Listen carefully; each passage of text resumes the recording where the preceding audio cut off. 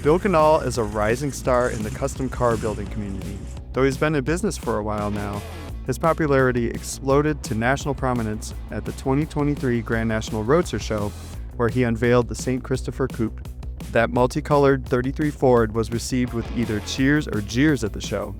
I loved the car, and I put it on the cover of our September issue that year. Since then, he and his shop, South City Rod & Custom, have won several accolades like Builder of the Year and Street Rod of the Year at various shows around the country. Located in Hayward, California, Bill and a small group of builders are doing some incredible and incredibly diverse work. Let's go behind the build to see more. It's a piece of family history for you, huh? Yeah, this is my dad's Roadster, a former Hot Rod magazine editor. So you can empathize and commiserate with his lot in life. The famous story that has been repeated many times is that he spent my college tuition to buy this car, obviously well before I went to college. It's the only, in my opinion, really good car that he owned. Yeah. In the sense that everything else was off-brand, so to speak. You know, he had a 32 Chevy. Yeah. He had his 56 F100, which, you know, but it's a small window. Yeah. Everything was just not quite right. Yeah. This thing is, everything about it is absolutely right. And obviously, it's bittersweet to be the caretaker of it now, but also I love it and feel his presence as I drive it. Everything on this car is 1954 or earlier. Wow. So it's very period correct. Sure. You know, it's got a 331 Cadillac engine in it. Nice. Which is mated to a 40 Ford column shift transmission. It's got a 34 Ford banjo rear in it. Everything is as it would have been, you know, built back in the 50s. Yeah. And it runs great. It hauls ass. This Cadillac motor, I mean, it's like torquey. Sure. You can just imagine in the 50s what an upgrade this would have been over a flathead. Oh, yeah. I mean, yeah. Night and day. And it's imperfect, but it's perfect. Yeah. Yeah. I would never open the hood like this on a customer's car. But my dad, after he painted the whole thing himself, and just opens it like that. And I'm like, Dad, what are you doing? He goes, it's a car. So I'm in his honor. There you go. I'm driving it and using it as he would have. But he did most of it himself and painted it, did all the bodywork, paint himself.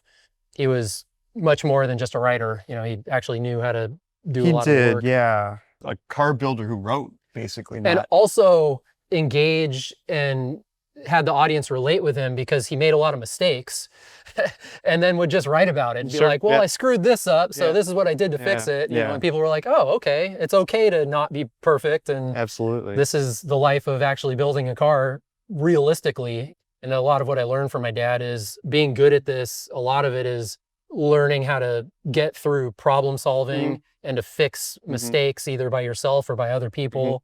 90% of it is that, and then 10% of it is skill and luck mixed in there.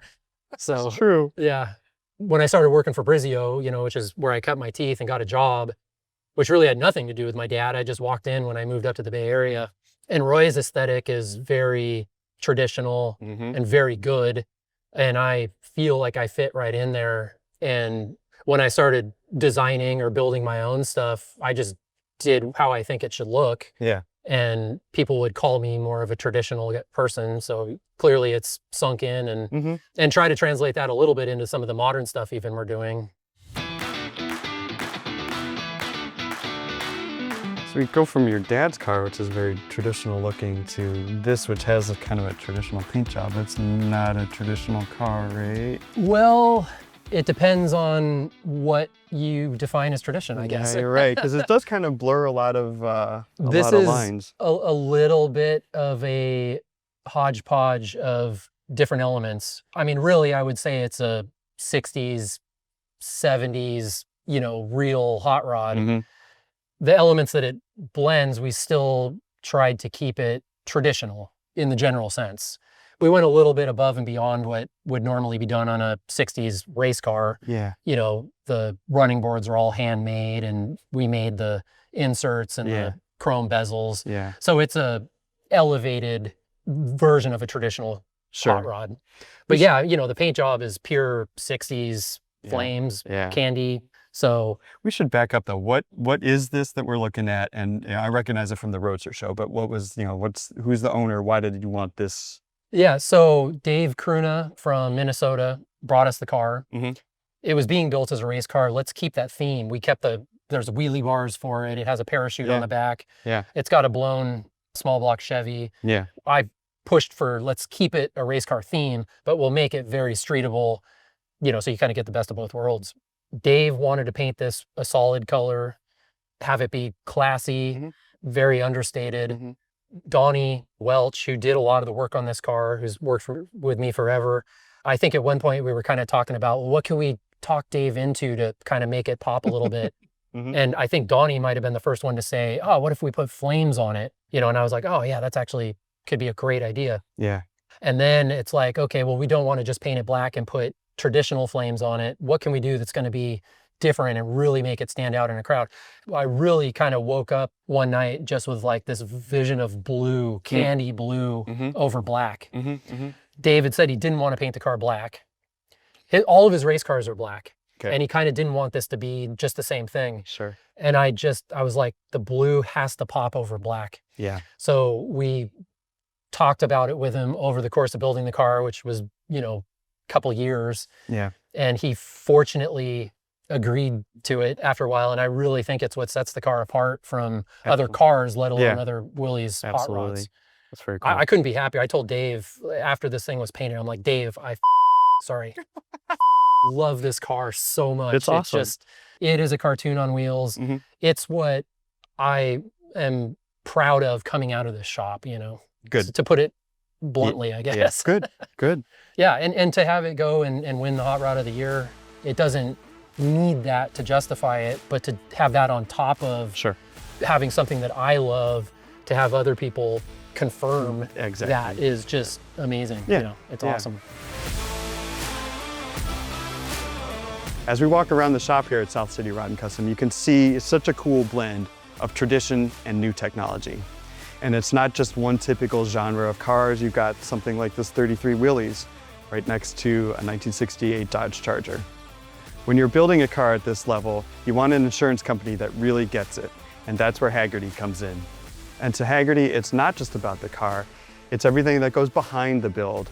It's the labor, the planning, the paint, all that stuff that's hard to put a value on. Because to Hagerty, cars aren't just machines, they're a personal expression of yourself, and they're worth protecting for the future. Whether it's a full restoration or a handmade one-off, Hagerty's guaranteed value coverage makes sure that what you build is protected for what it's really worth. And with their cherished salvage option, you can keep what's yours, even if the unexpected happens. For more information, go to Hagerty.com. So this car was also debuted at the Roadster Show, right? Yeah. Same year as that? Yeah, both of these together, which, I mean, they're both hot rods, but they couldn't be further apart. Just gonna say, what a dichotomy. Yeah, which was kind of fun. You know, I mean, it really is a sign of the times. It's kind of hard to wrap your head around, you know, that style and that kind of build from the Willys to, this is a 68 Charger, right? Yeah, well, it's a fun challenge in a way. You know, I'm 47. I just missed the 80s muscle car, street freak, pro street. I missed all that and did not like it one bit when I was in my teens. Sure. I wanted 50s traditional hot rods and customs. And now come full circle to people asking us to work on these. I'm getting a renewed appreciation for them. Like, this is one of the coolest body designs. Yeah. I have a 64 Riviera, which I never thought I'd own a 60s car, but that's a custom. One of the most beautiful GM designs. And this is just one of the most beautiful Mopar designs. They are. You don't have to do too much to the body to make them look really cool. You know, I wanted to stay away from the modern pro touring look that kind of most people are doing. Some guys are doing it, in my opinion, more subtly and classy than others, but we didn't make the bumpers fit perfectly flush with a 16th gap. You know, I wanted it to look like a 60s Mopar, chrome bumpers, fit way better. And we did all the things, tucked them, cut them, shaped them, but it's not to the point where it doesn't look like a factory, you know, car from the 60s would have been. Yeah. And we didn't flush fit the glass and get rid of the trim. Yeah. And this is all also Ron Michaels, who owns the car. Obviously, we talk with him. What do you want to do with the car? This is what I think. And then we, you know, come to an agreement. He won out. I really wanted to get rid of the side Marker markers. lights. That's a 68 Charger. Yeah, the round lights. Identity. Yep, you that's know. right. So they stayed. Yeah. You know, so I'm capable of compromise. I want my wife and everyone else to know I can do it. It's rare, but it happens. We'll be sure to leave that in. Yeah, thanks. I'll show you, you know, the engine compartment in this thing is... I have a feeling it's not a 440, right? No, but it's an example of the type of sort of compromise that we're making. Sure. Ron, the owner, had a 70 Dart that had a 6.4 liter modern Hemi in it. Right, cool. And just said, I want that engine in this car. That thing runs so good, hauls ass. And I was totally in favor of keeping a Mopar in a Mopar. Then it was like, okay, well, this engine's pretty ugly. It's not like with the LSs, you know, you can make them look like a nail head or whatever. Yeah. So my idea was everything in here is custom. Every single piece is handmade. But I wanted it not to look like the typical, very smooth, almost, you know, very modern looking engine compartments. They're beautiful, but I wanted this to have an OEM sort of vibe to it. So I think that's really what sets this car quite a bit apart from a lot of the muscle cars that are being built these days. And the interior in this car is maybe my favorite part about the car. It's really pretty. It's very subtly done. Every single thing in it is custom. Working with DJ Designs, Tavis Highlander does, you know, digital renderings and has worked with Danny in the past. So we used him to do some conceptual designs. This is the first full custom 3D printed or machined. I'm like, I don't want it to look like that. Same as the engine compartment. I'm like, I don't want it to look like a modern 3D printed machined interior. And even though it is, I think working with Danny and Tavis, we really managed to make it look very traditional, very subtle and classy. I'm just super happy with how it turned out.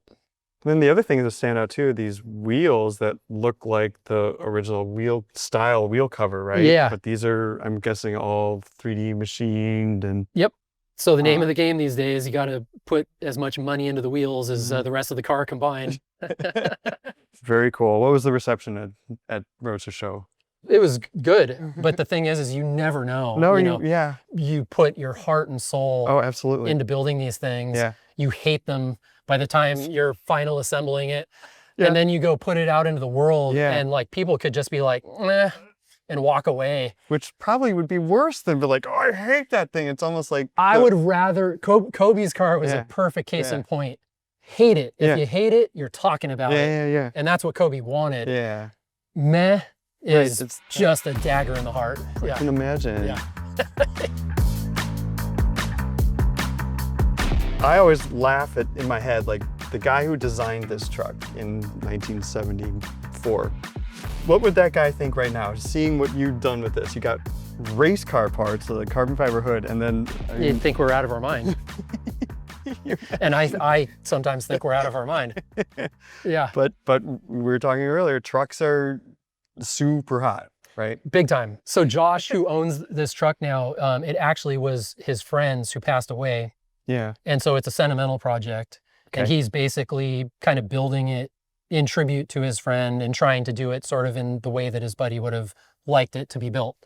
So it's not going to be a show truck, but all the elements are here. So it's on a Roadster shop chassis. Oh, wow. Full air ride. Oh, The hood, as you can see, is carbon fiber. One thing that he did want to kind of spend his money on was the bed treatment here. Since it's got the air ride in it, you know, you have to raise something. And he said right off the bat, he's not a fan of raising the bed floor, you know, so that it just looks like you basically don't have a bed. The floor of the bed's right here. So we started out, we used, you know, some OEM replica wells, and then raised them and just fabricated everything else in here. And, you know, kind of tried to give it a little bit of character, added, you know, some beadwork in here. Sure. And then, you know, did the recessed dimple dies for the hardware. That looks nice. I mean, just the variety of stuff in here in the shop. And then I love the Chevelle right here. Well, you said we've got such a variety of things in here. I've joked before that we should call ourselves Identity Crisis Hot Rods. You know, I left Brizzio's because I wanted to build my own cars, for one thing. I mean, Roy and I are friends. Mm-hmm. He's been nothing but supportive of me doing this, which has been awesome. Yeah. But just building 30s Fords, he is so good at it and has made one of the most successful shops in the world at doing that. Yeah. Because he just focuses on one thing. I'm dumb and I'm like, I want to do everything. And that way you're kind of learning as you go on everything you build. Everything's the first time. So you're, you know, and it's really hard to make money. You're learning how to do something you've never done before, so you can't bill for all the time. Yeah. That's my rant. But the good side of that is that you get to do something new every time. Bill may say his shop has an identity crisis, but I disagree. Throughout the shop, you can see a careful attention to detail, a blending of tradition and technology, and incredibly vibrant colors. Plus, his cars are built to be driven, and all those factors really set South City apart. What was your favorite car of the group? I'm a big fan of the Willys with the candy blue flames, but leave your favorite in the comments, and let us know where we should go for the next episode of Behind the Build.